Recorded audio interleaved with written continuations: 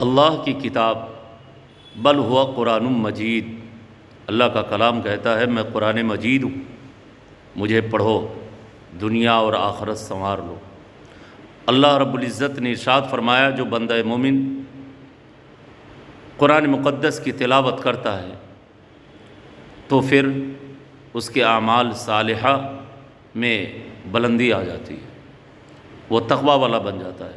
اسی لیے صبح میں اور شام کو قرآن کی تلاوت کریں، اسے قلبی سکون حاصل ہوتی ہے۔